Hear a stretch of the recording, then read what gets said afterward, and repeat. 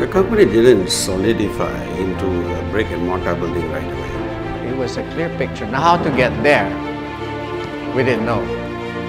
But I saw this picture and it attracted me. At that period, which is the earliest period, a lot of it was pretty much about being able to survive another month. I guess he had a vision and he was able to show me, hey, this is where we're going. And I wanted to go where we were going in terms of what the picture he showed me, the vision he showed me.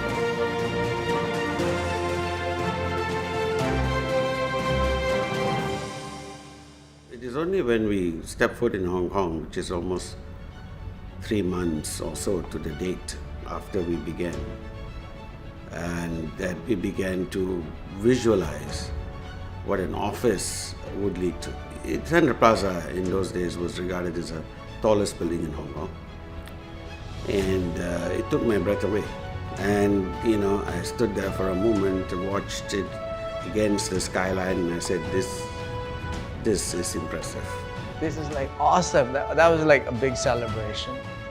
So I remember celebrating different milestones, but when we reached one milestone, we never really thought, oh, we're successful in terms of it's done, that we're not gonna do anything anymore. It was never like that. It was like, okay, we got here, then there's another, climb that we would have to make. So we didn't have this feeling when we're done, we become complacent and we're always hungry. Initially, it wasn't about building a new company. It was, the promise that I had made to a number of people who were, in a way, seeing their future within the context of this company. And it was important to me to fulfill that promise. And this is where we need to start. If we are going to think big, let's be big. That's probably when the dreams began to solidify. Vijay saw it differently. I saw it as a challenge. He saw it as an opportunity. Without him, I stuck to my perception of a challenge, I would not be here today. So if you ask me today, what is the challenge? There's no challenge. I only see opportunities. And that's where my growth is. And Vijay, where I am today was Vijay was 25 years ago.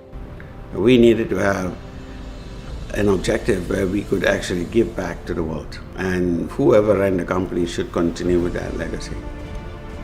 That's always been the difference.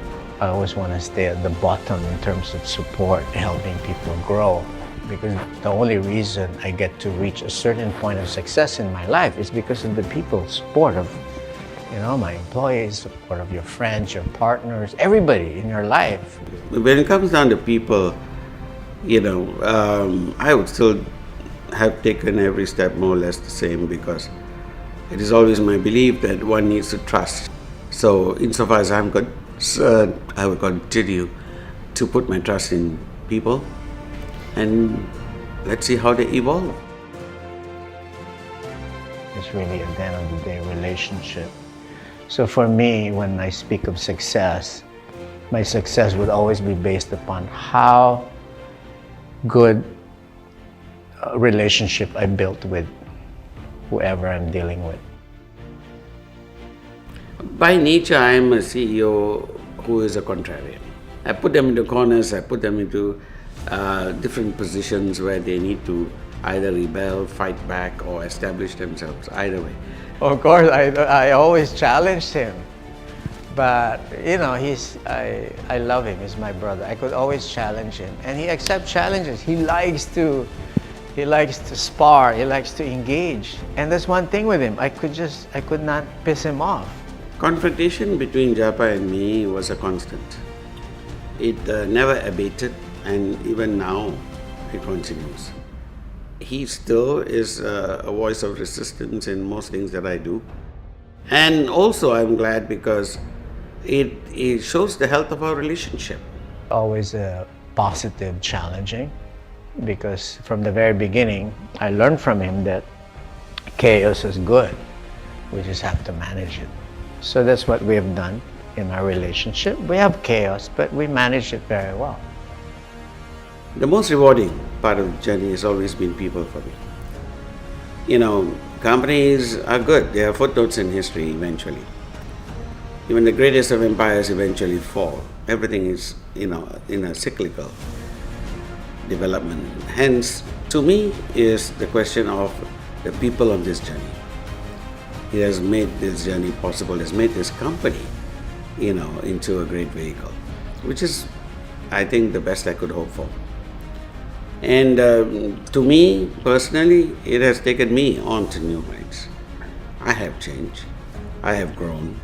Every challenge I have had to face within the context of the company have made me better. I still would say it's people who have been my most rewarding and in many ways my goal, if you like, in starting this company and continuing with it. Vijay would always talk about 25-year plan. But it's just the word 25-year plan. What was the 25-year plan? I was asking him and we were asking each other, like, how do we retire from what we're doing? We're having fun. In terms of talking to people, I think we're still going to continue doing this. Clearly, I don't want it to replay the last 25. Been there, done that. All those things that were materially important to me in the beginning of this journey have become of somewhat secondary, if not even tertiary importance. We tell the second echelon, what do you guys? We're done. We've done. We've delivered 25 years. It's now what you guys would deliver the next 25 years. It's now in your hands. So that's what we're expecting right now, that our children in the company should do better than what we did in the last 25 years. So this is our wish, that they continue the next 25 years.